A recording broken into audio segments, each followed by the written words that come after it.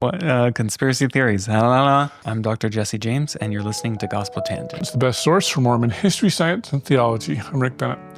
You know, I don't normally start out with a warning before we get going, but this video may be triggering to some of you if you're into conspiracy theories and you think that they're legitimate. Specifically, some of the ones we're going to target are the JFK assassination, anti-vaxxers, polygamy skeptics, and Apollo moon landings were faked, all that stuff. Dr. Jesse James, not Jesse Jackson, is a research psychologist, and we're going to talk about the psychology of conspiracy theories. Why do people believe them? We're going to dive deep into polygamy skepticism. And, Jesse actually, I remember talking to him a year ago probably, and he was like, I think they might be onto something there. He's researched it, and I'm going to let him tell you his views on it and why. Well, I don't want to give away too much, but I think you'll like this. And it's, a little more scientific and a lot more in-depth than most. So you won't want to miss this conversation with Dr. Jesse James. He's a research psychologist. So check it out. Polygamy skeptics or monogamy affirmers understandably take umbrage at the term conspiracy theory being applied to their narrative because that term has a negative connotation in our culture. Indeed, sometimes this phrase is used by polemicists as an epithet, but I intended it throughout the podcast as an academic term. What I mean by that is there's a body of scientific literature about conspiracy theories that investigates the ways they tend to operate, and I'm summarizing and applying that literature. I didn't mean any offense in using the term. Also, not everything I say applies to everyone who believes in a conspiracy theory. The research on individuals who believe in conspiracy theories shows average trends, but those motivations and behaviors aren't going to be true in every case. I'm just describing general trends about the findings I've read in peer-reviewed articles. In my conversation with Rick, I've also made general observations about some of the polygamy skeptical podcasts I've listened to, but I've listened to exceptions as well, where some pundits are especially careful and rigorous to avoid conspiratorial psychology. Welcome to Gospel Tangents. I'm excited to have another of our social scientists on the show. We're doing a lot of social science here. So could you go ahead and tell us who you are and tell us what your PhD is in? Yeah, so I'm Dr. Jesse James, and my PhD is in psychology. I studied during grad school the science of memory, primarily sleep and memory, but in the years since then, I've respecialized in psychology of religion and spirituality. Yeah. So it's been fun to kind of turn the lens of psychology onto Mormonism. Yeah, it's fun. It's fun. Yeah. I will just recommend our last interview is one of my personal favorites. I don't know that it was my listeners' favorites, but it's one of my personal favorites. And it was on the, give us the name. Do you remember? Scientific explanations for spiritual experiences. Yes. Yeah. Yeah, it was super interesting. And so, the last time I saw you, I think it was in Salt Lake City because you were at the SSSR meetings. Yeah. That was 2 years ago. Did you go in Pittsburgh? Because I was planning to go. Oh, you didn't go either? Okay. Well, that makes me feel a little better because I wasn't there. I wanted to be. Yeah. But we don't get enough social scientists on here. We are the best source of Mormon history, science, and theology. Yeah. That includes social science. Yeah. You're a statistics geek like me, which I'm excited about. And so what are we going to be talking about today? Well, today we're going to be talking about conspiracy theories, the psychology of conspiracy theories, and specifically applying that science to the conspiracy theory that Brigham Young was the one who started polygamy rather than Joseph Smith. You ready for some slings and arrows? I know, it's pretty contentious out there. All right. Well, let's dive in. So can we talk about conspiracy theories in general? Yes. We've got the NASA fake the moon landings. Kennedy was shot by the guy on the grassy knoll. Yeah. The Earth is flat. I mean, there's a lot of weird stuff, you know. Yeah. And I don't know, UFOs, I guess the Defense Department said UFOs are a real thing now. So maybe that's not a conspiracy theory, or is it? Yeah, is the government hiding all this information? Yeah, you make a really good point because when psychologists look at conspiracy theories, the first thing we need to understand is that basically what a conspiracy theory is. Okay. A conspiracy theory is a suspected confederation of some kind of nefarious activity, right? So it's almost always there's like if you think about like a positive thing, it's never a conspiracy theory. Like if people are conspiring to do something good in the world, that's not a conspiracy theory. It's always a nefarious activity. Random acts of kindness is not a conspiracy. Exactly. And even if they're coordinated, right? But if you look at a nefarious activity that's done by a lone wolf, that's also not a conspiracy. Right? A conspiracy requires multiple people acting nefariously. At least two, right? Yeah, at least two people acting in coordination, right? And the point there is that it's suspected. Once it's confirmed, if people look into it and it becomes confirmed, it's no longer a conspiracy theory. Then it's a validated conspiracy. So the Oklahoma City bombing, there was Terry Nichols and Timothy McVeigh. At least those were the two guys convicted. Yeah. I don't know if there were any more, but that would count. Yeah. That would be can we call that a true conspiracy? Yes, yeah, we would call that a true conspiracy or a validated conspiracy. Okay. Yeah. And so so the fact that you have validated conspiracies extant in the world means that any given conspiracy theory has to be seriously considered. Like you have to, when somebody posits a conspiracy theory, you can't just dismiss it out of hand because real conspiracies do exist and they exist with relative frequency. Like it's not a completely unheard of thing that government officials would conspire with each other to, get a bill signed, or that that individuals running an organization would conspire to, ensure that, some negative PR thing didn't get out to the world, like just to, keep it hidden or something like that. Conspiracies happen probably all the time. So whenever you hear about a conspiracy theory, you have to give it serious consideration. Okay. Yeah. And so I'll give you a couple of examples of validated conspiracies. So you mentioned some, and a couple other ones are like the Watergate scandal, of course, right? Like that was a suspected conspiracy until it was validated, until investigators looked into it and found evidence that in fact they had tapped the phones in the Democratic convention, right? Right. Another one the is plumbers. Yeah, the Tuskegee study. I talk about that in my statistics class every year. Yes, yeah. We always talk about it in research methods ethics. Because, non-stats people won't know what that is. So tell us what the Tuskegee study was a medical study where scientists were looking at or medical doctors were looking at the way that syphilis affected individuals who went untreated. So they were tracking symptoms in people, but that study began before penicillin was discovered as a potential cure for syphilis.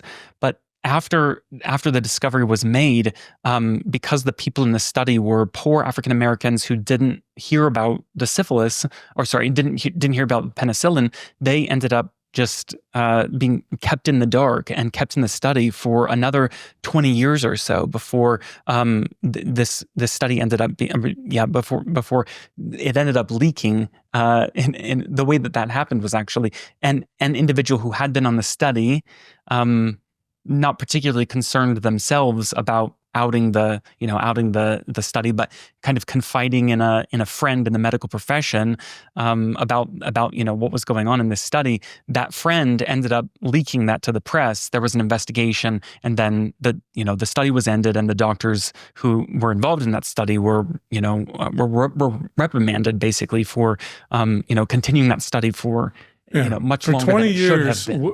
After we had a cure for syphilis, they let these poor people suffer for 20 years before the study ended.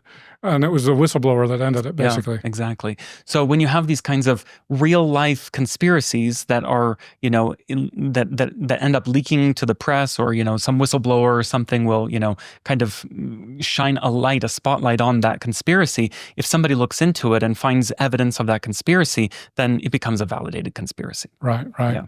And I will say, I know this isn't my stats class, but you're going to get a stats lecture here. It's one of the problems with the Tuskegee study in particular was it made Black people not trust medical studies. And so it's really hard because they were abused for literally 20 years. So it's really hard to get Blacks to trust the medical profession. And so it caused a lot of real life harm. Yeah. Not in addition to just those poor individuals that could have been cured 2 decades sooner. Yeah. It's left a mark that even to this day, Black people don't trust the medical community because there was a true conspiracy against them. Yeah. Yeah. You make a really good point. The other thing I wanted to say here at the outset is that belief in conspiracy theories is not pathological. It's not associated with psychopathology of any kind. It's actually kind of based in the ordinary psychological processes that everybody engages in on a normal basis, and it gets out of hand. It kind of gets over extrapolated, and it seems to be rooted and caused by excessive amounts of fear or distrust, insecurity and things like that. That like those processes of cognition get a little out of whack, and then they and people end up thinking things that are pretty irrational. But that doesn't that it's not associated with any kind of mental disorder or mental distress or that it's a very common phenomenon for people to believe in conspiracy theories, and it doesn't mean anything's wrong with the person that does it. Yeah. So normal people can believe in conspiracy theories. Is that what you're trying to say? Exactly. Completely normal people do. And the other thing that I wanted to kind of frame our conversation today is psychologists will look at the psychology of conspiracy theories in a couple different ways. The first way is just this idea of like the what's going on inside of the person that believes in conspiracy theories. And the other one is the psychology of what's going on inside the theory itself. Like what are the operations that are being engaged in that end up resulting in this particular, like what are the particular ways that people like the logic models that people use within a conspiracy theory that end up getting that result in it being particularly illogical and end up spreading and make it particularly alluring for people to believe in, despite being illogical and being unfounded in evidence. So there's psychology in both of those areas. There's psychology of the person, and there's the psychology of the theory. And so we're going to talk about both of those elements tonight. We'll talk a little bit about the psychology of the people who believe in conspiracy theories and the psychology of the theories themselves, like what's operating inside of that. Okay. Yeah.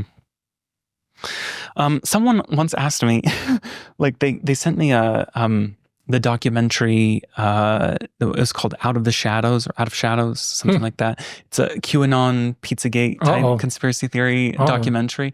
And they asked me to watch it and just tell them what I thought about it. And it was really difficult. And really, it was hard to watch, but it was even harder to respond because as I watched, I could see that if I was going to give a serious response to this documentary, I would have to break it down, argument by argument, scene by scene, cut by cut, and say that right there is unfalsifiable. That right there is partially true. That right there is fully true. That right there it may be true, but but has not yet been validated. Like there's been no evidence of that. But but there's just because nobody's looked into it yet, right? So, but all those things get kind of combined together into a single narrative, into a single conspiracy. And when that happens, it's impossible to just respond to the whole conspiracy theory as a unit because it combines all these different kinds of elements, these different things that need to be responded to kind of on an individual level. And you have to say these particular elements that are unfalsifiable, that can't be proven false, those are things that we just can't address. There's no science or history, or there's no way of addressing those particular claims of the theory. And these ones over here can be addressed. They have been investigated. They've been proven false. These ones over here have been investigated and proven true. These ones over here haven't yet been investigated. So it's just a hot mess. And sometimes if you feel like you have a loved one or a friend or family member who is has been bought into a particular conspiracy theory, it can take a lot of effort to go through all of those all that nuance and try to piece by piece respond to each of those individual things. But that's really the kind of level that has to be responded to, because the conspiracy theory isn't just one argument, and it's not a homogeneous thing. It's comprised of a bunch of little granular parts. But can't you argue that it's just a big game of whack-a-mole, though? You whack one and another one's going to pop up. Because of some of the mental bugs that are engaged in when people have conspiracy theories, right? Like when people engage in conspiracy theories, they often will use confirmation bias, and we'll talk about like what that looks like and what that means. But because they're engaging in confirmation bias, like you can respond to one thing and they do immediately respond with, well, what about this over here? What about that over here? Yeah, so it does feel very much like that.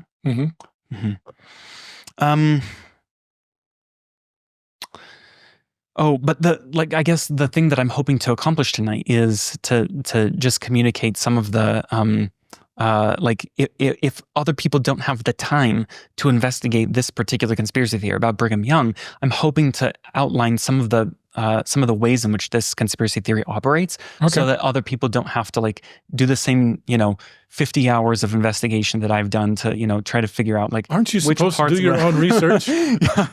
And people probably should. People should probably not just trust me, not just trust any any old person. But we do have experts for a reason in the world, right? Like people become expert in a field and they investigate something, and usually we should and can trust the conclusions that not one individual expert draws, but usually within a field, a body of experts will come to a similar conclusion, and usually that's a trustworthy conclusion. And usually the process that they've followed to arrive at that conclusion is more unbiased and more systematic than any one of us individually can follow, right? And so that ends up being a more trustworthy conclusion than we would be able to arrive at if we did our own research. I'm going to get into trouble now for what I'm about to say, but the other thing is that personally drives me crazy is all the anti-vaxxers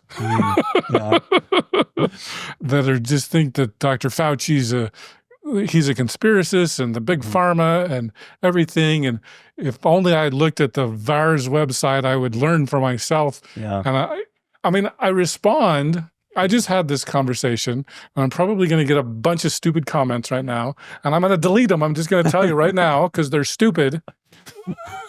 I'm usually more tactful than that. But anyway, it drives me crazy.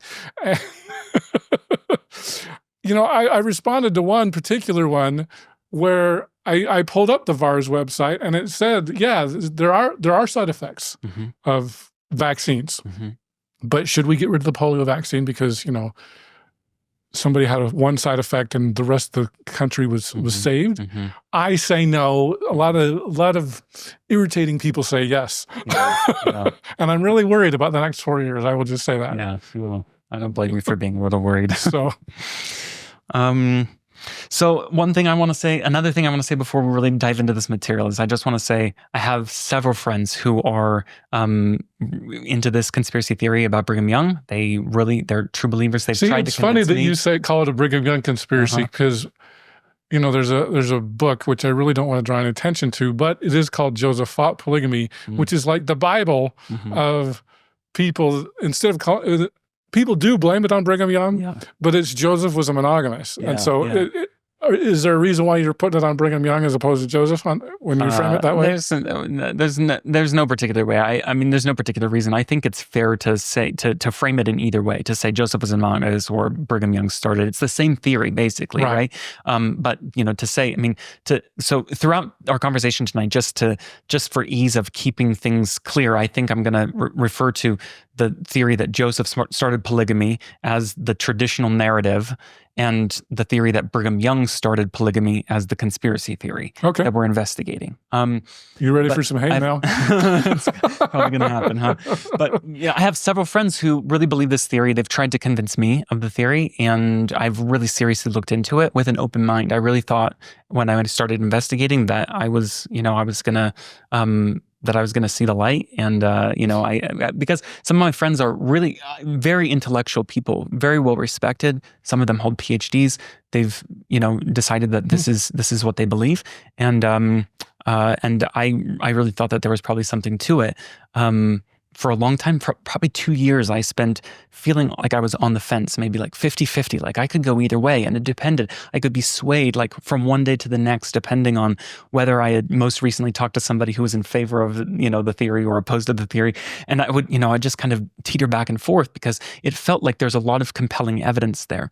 But as I began to dig into the particular conspiracy theory framework, the psychology of what's going on in this within the arguments of this theory, I realized that so many of them are really just based in these mind bugs rather than in clear and logical rational thoughts. Yeah. So that's an interesting thing. Yeah. So I mean, we all have mind bugs. Like Kahneman and Tversky wrote this book called Thinking Fast and Slow. Oh, I've heard of that. I'm a Freakonomics guy, and they would talk about Kahneman. Yeah, exactly. So he writes this book about thinking fast and slow. He says we all have kind of two tracks of thinking. We have a fast track of thinking and a slow track of thinking. And the fast track is like quick and dirty. It allows us to make quick judgments that are generally pretty accurate, but they're not evaluated by the same level of logical rigor that our slow track mind is able to consider. Is there a lion behind that bush? Should I jump? Yeah, you hear that, you have to make a quick decision. So, you run away, and then if you turn around and it was just the wind in the bush, then who cares? It's not that big a deal, right? So say you're wrong 10% of the time or 20% of the time, it was good enough to get your life saved, right? Right. But the slow track of thinking is a lot more logical, and it involves a lot more of our like the cerebral cortex, our frontal lobe, and the kind of trained rational thought that individuals go in when they experience the training of higher education. And you have to kind of quiet some of your mind bugs, some of the fast and automatic ways of thinking, and you have to more rationally evaluate things. And so as we look at the psychology of conspiracy theory, some of what we're doing is trying to quiet those mind bugs that allow us to, that they give us an emotional jerk response immediately, and then say, well, if we look at this a little bit more rationally, using, more sound logic, what conclusions would we draw in that situation? Okay. So that's kind of how we're gonna frame that tonight. All right. Sounds good. All right. So I just want to say, of those friends, that you're about to offend. Yes, I want them to know that I always earnestly listen to their arguments, that I did not listen with the intent to respond. I'm going to rebut a lot tonight, but I didn't listen to their arguments. I didn't ask them questions with the intent of rebutting. I asked them with the intent to learn, to sincerely understand. And my rebuttals have come of a long journey of their own. Okay, so. And I will just verify, because I'm trying to remember. Yeah. A year or two ago, you and I had a conversation, and I was, how do I say this, shocked when I heard that you gave credence to these arguments, and I was like, oh my gosh, this is crazy. And so this is the first time since that conversation where we've talked, and I found out that you don't support the skeptic arguments. Yeah. So I've been on the fence for the last couple of years. And I can confirm that. Yeah. And I really think I only landed in the last month or so as I've prepared for this conversation. I've really firmly landed in the side of this is an unvalidated conspiracy theory, and we'll talk about all the science of why that is. But I think because of some of the mind bugs that are operating in this area, I think the evidence is more suspect than I ever realized when I was kind of listening to podcasts or kind of evaluating more, just more superficially as I looked at it before. Okay. So I thought it would be a good place to start with comparing these theories to kind of outline what the traditional narrative claims and what the conspiracy theory narrative claims, right? Okay. And I think that this is helpful because when I was investigating the conspiracy theory of Brigham Young starting polygamy, I found it very difficult to find a coherent, inclusive narrative that outlined what people believed happened from the beginning to end. It's kind of out there a little bit in pieces, but I think when I talk to some of my friends, they can't articulate a clear narrative. I had to work really hard to piece together this narrative based on fragmentary things that I'd been hearing and based on like the just kind of like the anti-evidence that people were, just the like, what are the things that are not part of this theory and what's left over after we nix all that stuff that we're debunking, that we were saying, oh, that doesn't count, that evidence is, that's invalid. Then what's left in this Brigham Young conspiracy theory? So I thought that would be a helpful place to start. So in the traditional narrative in 1831, Joseph Smith is working on the Old Testament translation, and he wants to understand why God justified polygamy among Abraham and Jacob and David and Solomon. And so he goes to pray for understanding. And it's the narrative that God said he had commanded the practice, and that he was reinstituting that practice in Joseph's day. That Joseph, not because he'd asked the question, he now needed to live that principle. And so Joseph was commanded then to begin living polygamy. Then between the time of 1834 and 1842, and apparently it's said in some accounts that an angel appeared to Joseph with a drawn sword and commanded him that you need to practice polygamy, or you will be hewn down, you'll be cut asunder. Mm-hmm. Joseph married his first plural wife, Fanny Alger, in the mid 1830s. The dates are, of course, fuzzy. We talk all about that. We don't. I'm beginning. Don Bradley, I think, has convinced me it's 1836, and I kind of fought that kicking and screaming. But yeah, it could be as early as 1834. But I'm starting to lean towards Don Bradley. Okay. 1836. Yeah, so sometime there in the mid-1830s, he has an event, an affair, a scrape, something with Fanny Alger, right? We're not sure exactly what that looks like. But then he abandoned the practice until the Nauvoo period. And then starting in 1841, he married many additional wives, including other men's wives, and authorized other Latter-day Saint men to practice plural marriage as well. The practice was supposed to be confidential, but rumors ended up spreading as, people were fascinated by this, It's one of the hardest things about conspiracies is to keep it quiet. Yeah, that's the problem, right? And then a few men like John Bennett used these rumors to seduce women to join them in unauthorized polygamy. So there seemed to be two kind of separate tracks going on. There was when Joseph authorized people to practice polygamy, and then some people who just kind of took it upon themselves to commit adultery that was not authorized. Joseph made then many public statements denying and denunciating the practice, but these are understood to be carefully worded denials or legal denials. In other words, Joseph carefully chose what words he used to deny that he was practicing polygamy, because he knew that he really was practicing polygamy and that other members of the church were. But to throw off suspicion and interest from other government officials, he would say things that were in some senses technically true or legally true, but maybe the spirit of it wasn't entirely true. So one example would be since polygamy was illegal in Illinois, such marriages, polygamous marriages, would be not civilly valid. And so if somebody asked, do you have more than one wife? He could honestly say no, because there were no other legal wives allowed, even if he had gone through a ceremony. Yeah, basically, right? And then in 1843, Joseph dictated a revelation on polygamy that shows God has commanded his servants to practice polygamy from the beginning of creation unto this time. And the Nauvoo expositor then accused Joseph of practicing polygamy in manipulative ways and of other abuses of religious and political power. And in response to that, Joseph ordered the press destroyed, and that ended up galvanizing anti-Mormon sentiment and eventually led to Joseph's death. The practice then continued in secret until 1853, when Brigham Young went public with it. 1852, but yes. Oh, I wrote that 1852 and just misspoke. But yeah, 1852, yeah. Brigham went public with it. And then in order to strengthen the claim that the Utah Church was the rightful successor and not the RLDS Church, dozens of affidavits were collected in Utah attesting that Joseph practiced polygamy. And finally, the open practice led to decades of conflict with the U.S. government. And finally, in 1890 and again in 1904, there were manifestos that attempted to end the practice of polygamy.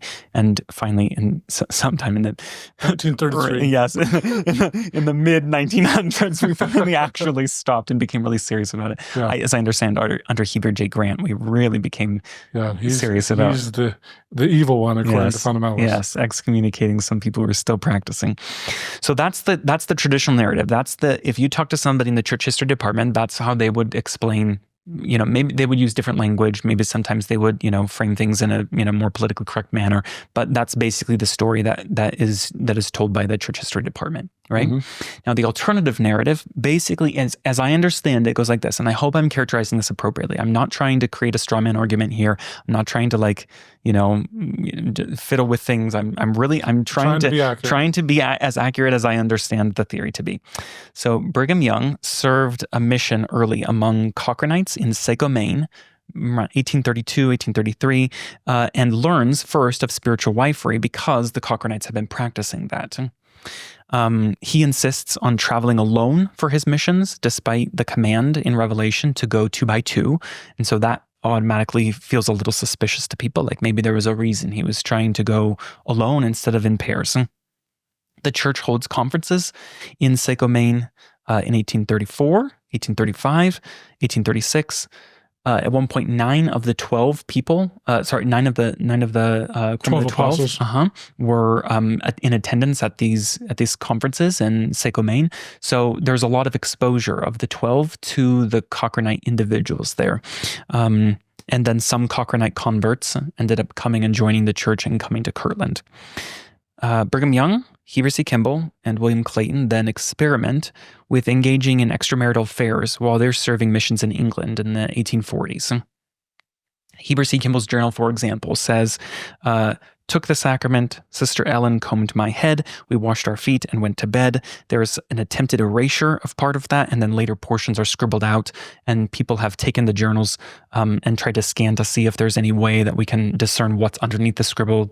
Nobody's been successful yet of figuring out what portions have been redacted. We got to get the Dead Sea Scrolls, guys. A similar entry was in William Clayton's journal. He was in love with Sarah Crooks while in England. She bathes his head in rum, washes his feet, stays with him through the night, drinks with him, etc. Many portions of his journal are also crossed out and attempted erasures and things like that.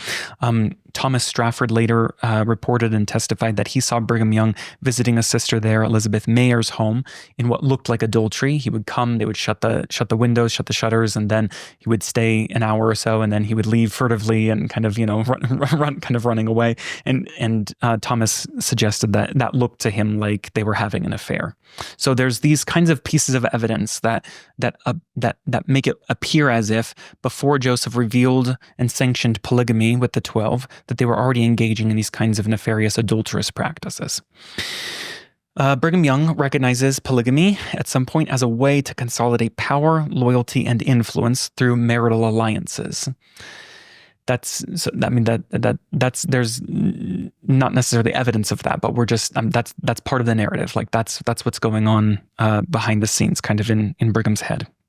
Brigham Young then conspires with other members of the 12, specifically with, as far as I can understand, Heber C. Kimball and William Clayton at a minimum. Clayton wasn't the 12, but he was a big diarist. Yes, you're right. Yeah, thanks for clarifying that. To start teaching other people about polygamy.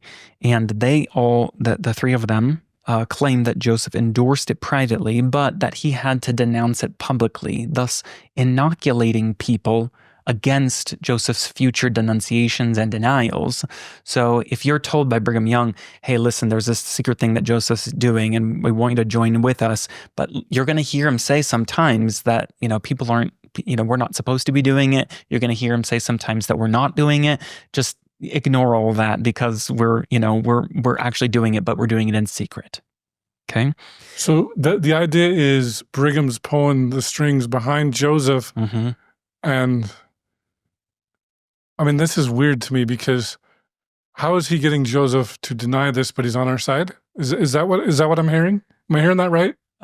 Yeah. So they would say like if you're inducting, Joe Brown into polygamy and you're Brigham Young, you say to Joe, hey, Joe Brown, like we're starting this, like Joseph told us to start doing this plural marriage thing.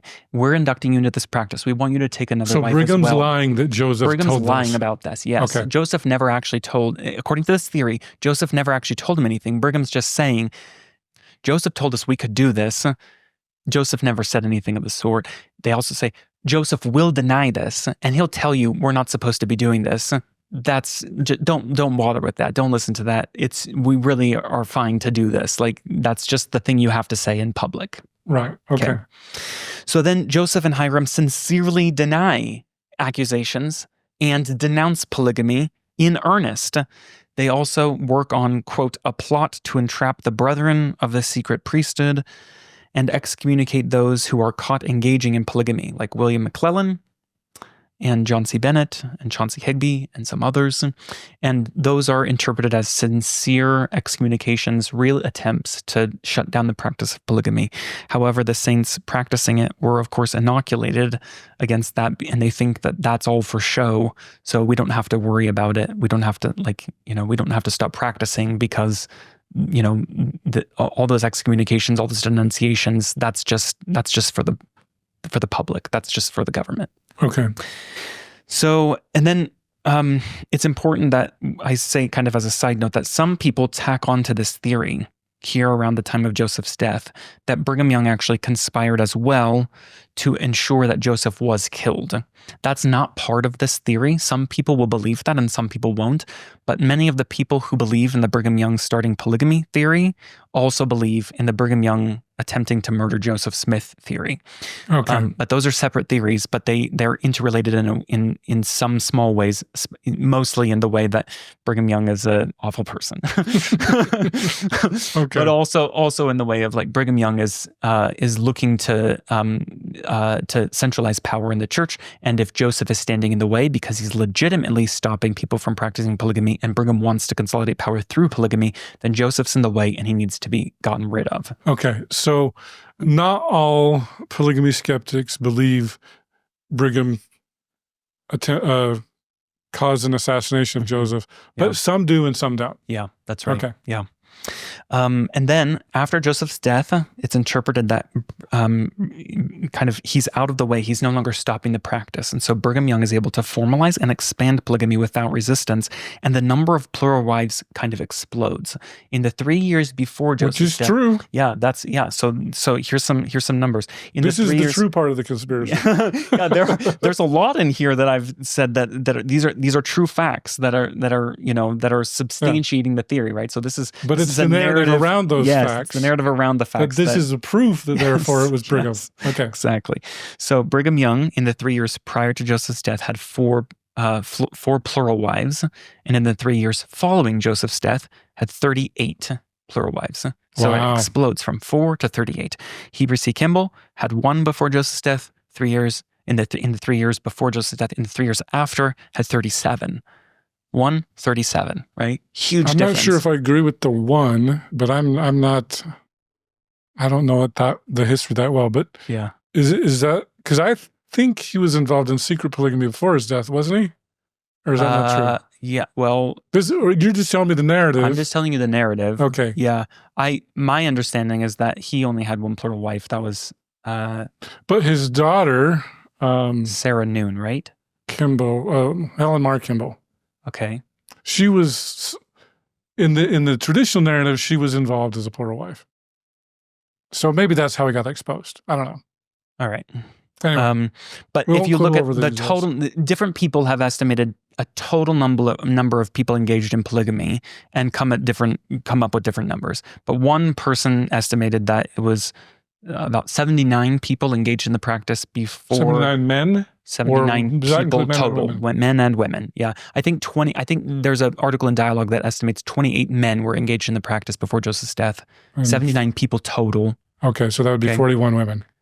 Okay, yeah, but it depends on who's counting, because some people have said it could be upwards of like we can't 100. even get how many wives Joseph had. Yeah, exactly. And I think that same Dialogue article said like 28 men and like over 100 women. So so it's unclear to me exactly how many. So it's somewhere between like 80 and 120, somewhere in that range, I'm guessing, right? So the 80 is before Joseph's death? Before Joseph's death, okay, yes. So we're sitting around 80 people, something like that. Okay. And then that's the 3 years before Joseph's death. The 3 years after Joseph's death, over 700, right? So it's just expanded. It's just exploded in the comparative time frames. But either way, whether the numbers are accurate, the magnitude of expansion after Joseph's death, that is legit. Yes. Then Brigham Young took the LDS members outside of U.S.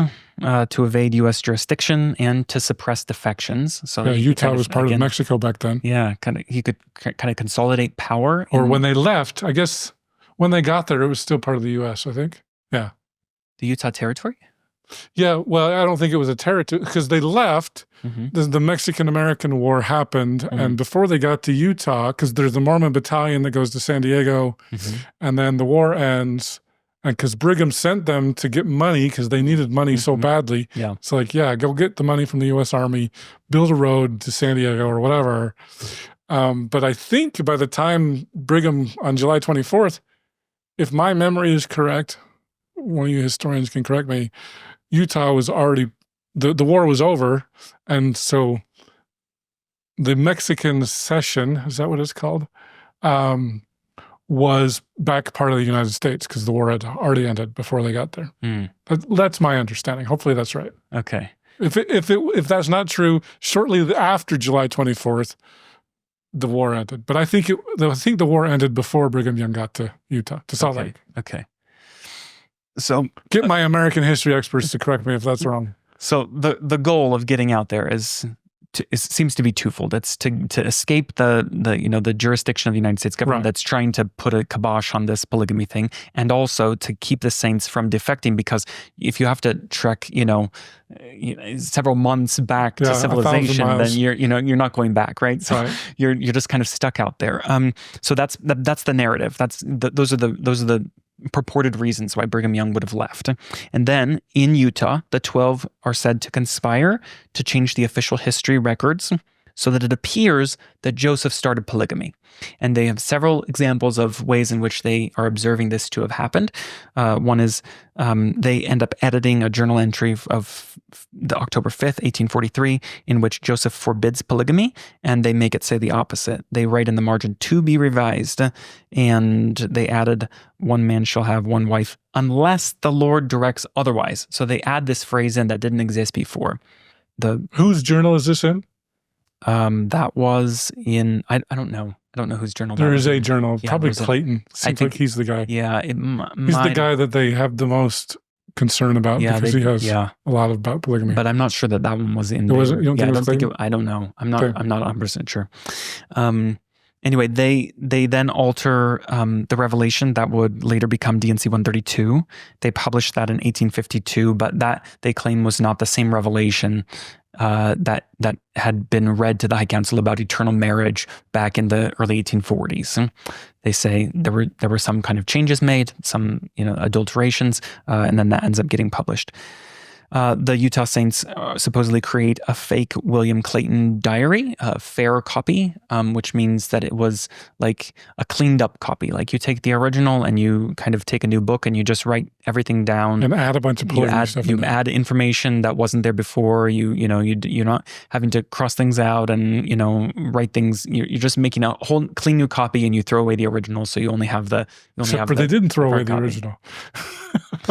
So they supposedly are creating this fake William Clayton diary. They use penalty oaths and secret signs and tokens in the endowment ceremony to galvanize support and to instill fear.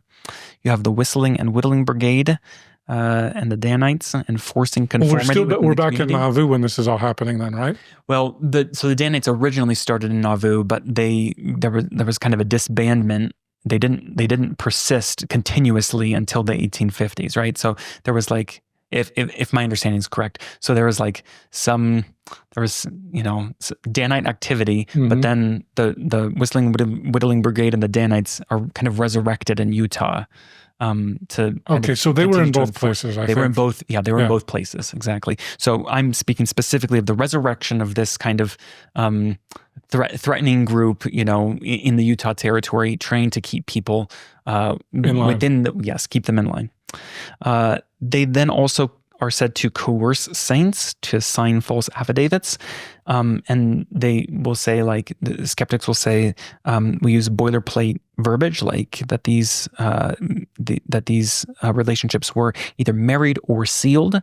That's the phrasing used, married or sealed. That's kind of an ambiguous phrase. It could mean either or, it could mean both. It's unclear exactly what that's supposed to mean.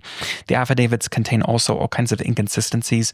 People who couldn't have been present at the ceremonies or claim to be present. There's mismatched dates. Some of them lack signatures. Some of the signatures appear to be forged.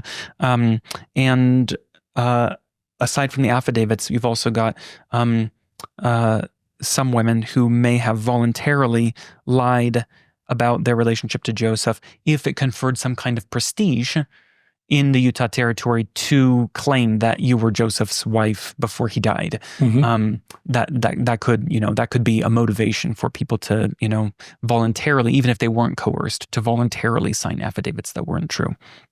And then many years later, it's posited that some members may misremember Joseph's involvement in polygamy because there's been, 50 years of a Joseph polygamy narrative in everybody's minds, kind of operating in the consciousness. And so everybody's kind of reflecting that narrative back on their memories of Nauvoo. And then when they write in journals or they say in books or they teach it over the pulpit that Joseph practiced polygamy, sometimes they're lying, sometimes they're just misremembering because of this narrative. So that's the alternative narrative of how Brigham Young could have supposedly started and promulgated polygamy. Sounds good. I mean, I don't like the theory, but I think it's fairly presentable. Coherent. Okay. I tried really hard not to include motivations in my description of both those theories, Joseph's motivations, Brigham Young's motivations. There's a little bit that's kind of inherent in the Brigham Young theory, at least a little. But one could say that, for example, Brigham was really sincere when he decided to institute polygamy, that he really believed that God was in favor of it. Some conspiracy theorists have told me that they think that perhaps Brigham Young was the one who had a vision of an angel with a drawn sword, because this vision is unlikely to have been invented out of whole cloth. It had to come from somewhere. And if it wasn't Joseph, then maybe it was Brigham putting that vision back on Joseph, but really maybe Brigham originally had it.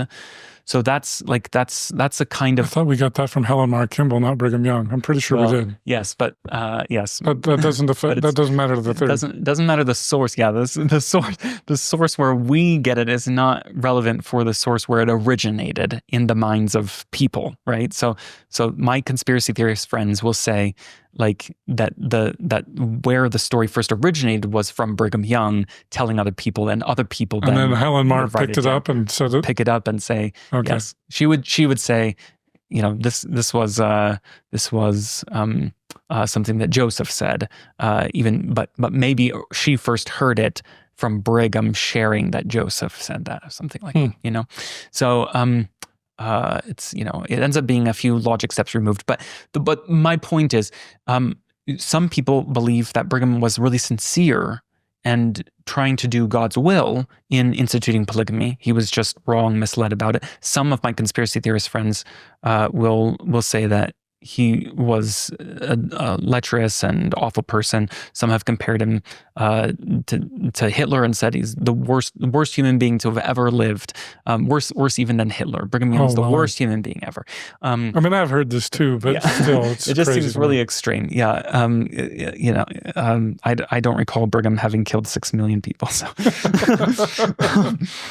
I hope you enjoyed our conversation with Dr. Jesse James, a research psychologist. In our next conversation, we're going to talk about the psychology behind conspiracy theories. Sometimes when you try to have a rational conversation with somebody about a conspiracy theory, they'll dismiss what you're saying and retreat back to the core of that theory and become more entrenched in it, because that helps them negate the sense of uncertainty that they feel about the world when their worldview is threatened by contrary evidence. So it's really a fear of uncertainty, then? Is that what it comes down to? Sometimes, yes, yeah. So that's one of the key emotions that kind of drives belief in conspiracy theory. Thanks for listening, and I hope you to continue to enjoy Gospel Tangents. Consider becoming a Patreon or go to gospeltangents.com/shop, and you can get a cool tie, a hat, or even a nice mug. You can also get a sweatshirt. So check it out at gospeltangents.com/shop.